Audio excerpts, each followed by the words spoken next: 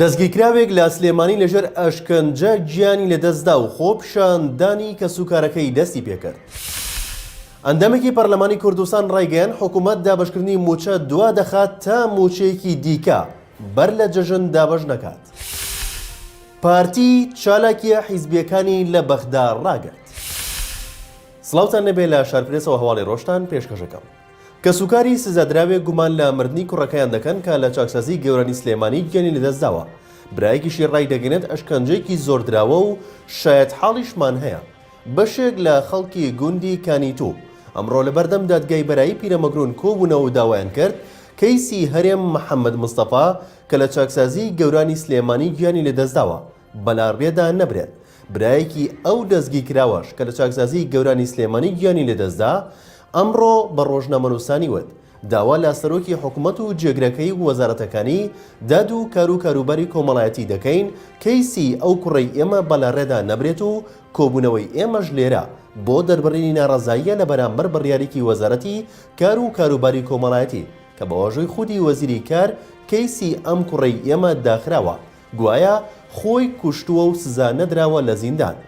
ئەوەشی وت لە بەرامبەر ئەو بڕیارەشدا ئێمە دژی دەوەستینەوە و ڕەتی دەکەینەوە پێمان وایە بڕیارەکە پەلەی تێدا کراوە و بەلاڕێدا براوە بۆیە داوا دەکەین جارێکی دیکە چاوی پێدا بخشێنرێتەوە.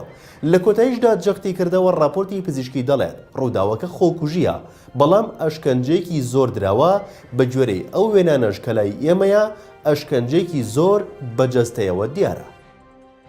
ئەندامێکی پەرلەمانی کوردستان ڕایگەیان حکوومەت دەیەوێت دابەشکردنی موچە دوا بخات بۆ ئەوەی موچەیەکی تر بەر لە جەژن دابەش نەکات. عەلی حەمەدزاڵح ئەندامی پەرلەمانی کوردستان ڕایگەیاند ئێستا حکوومەت پارەی تەواوی لەبەردەستە بۆ دابەشکردنی موچەی مانگی ئازار و 300 ملیاری زیادەش هەیە بۆیە موچە دابەش ناکەن بۆ ئەوەی بۆ جەژن موچەیەکی دیکە دابەش نەکەن. وتیشی لە سلێمانی هیچ داهاتێکی ناوخۆ بە موچە نەدراوە و لە ئێستاشدا دوو ئیدارەیەکی تەواو هەیە و دەتوانرێت تەنها لە پارەی گومرگی پەروێزخان موچەی ئەو شوێنانە بدرێت کە لە سلێمانی موچەیان وەرنەگرتووە. دڵنیاییشیدا لەوەی لەو داهاتەی بەردەستە و ئامادەیە 200 ملیارەکەی بەغدا هیچ پێویست نییە بۆ دابەشکردنی موچە و دەتوانرێت بۆ پرۆژەی دیکە بەکاربهێنرێت. بەشێک لە موچەخۆرانی سلێمانی موچەی مانگی ڕابردویان وەرنەگرتووە و فەرمانبەران لە چاوەڕوانی وەرگرتنی موچەی مانگی ئازاردان. دوای ئەوەی کادرێکی پارتی دیموکراتی کوردستان بە ناوی نایب کوردستانی سوکایەتی بە مەرجعی ئاینی شیعەکان کرد و لە کاردانەوەیدا بارگەی پارتی لە بەغدا سووتێنرا. وەزارەتی ناوخۆی هەرێم فەرمانی رەزیکردنی بۆ نایب کوردستانی کادری پارتی دەرکرد.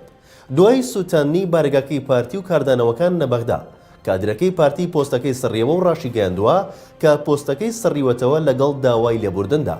دواتریش پارتی دیموکراتی کوردستان نەرمی نواند و لە ڕاگەندراوێکدا بێبەریبوونی خۆی لەو کادرەی ڕاگەیاند و ئاماژەی بەوەدا ئەو کەسە دوور و نزیک پەیوەندی بە پارتیەوە نییە و بە توندی ئیدانەی ئەو بڵاوکراوەی دکتۆر نایب کوردستانی دەکەن. هاوکات بە فەرمانی ڕاستەوخۆی ڕێبەر ئەحمەد وەزیری ناوخۆی هەرێم فەرمانی دەستگیرکردن بۆ ئەو کادرەی پارتی دەرچوو. لە ڕاگەندراوێکدا وەزارەتەکە بڵاوی کردەوە کە نایب کوردستانی دەستگیر کراوە و مەسعود بارزانی سەرۆکی پارتی دیموکراتی کوردستانیش لە پەیامێکدا ڕایگەیاند گەلی کوردستان ڕێز و پێزانینێکی زۆری بۆ مەرجعیەت هەیە و ئەو کەسەش کە سوکایەتی کردووە لەلایەن یاساوە گیراوە و سزای تاوان و زیادەڕەوەی خۆی دەدات. لەلایەکی دیکەشەوە ڤیان سەبری سەرۆکی فراکسیۆنی پارتی لە پەرلەمانی عێراق دەڵێت هیچ کەس بە سووتاندنی بارگاکانمان تۆمەتبار ناکەین و تەنها داوای پاراستن دەکەین. بێبەریبوونی پارتی لەو کادرەی لە کاتێکدایە دکتۆر نایب کوردستانی کادرێکی پێشکەوتوو لە هەمان کاتدا کاندیدی حیزبەکەش بووە لە هەڵبژاردننی پێشووی پەرلەمانی کوردستاندا و وەک ڕاوێژکاری سەرۆکی پارتیش ناوی دەبرێت.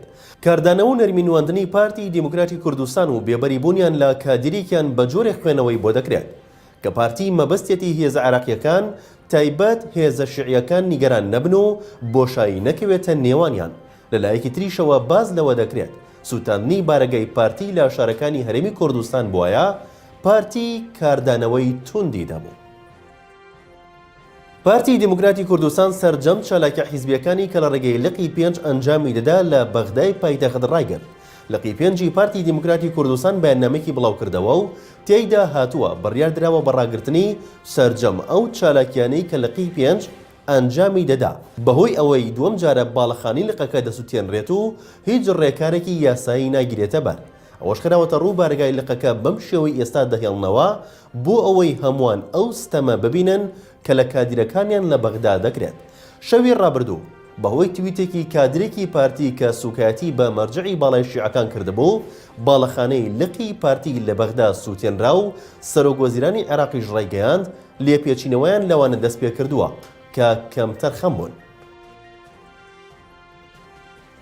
لە شارپرێسەوە هەواڵی ڕۆژتان پێشکەشکرا شاد و بەختەوە.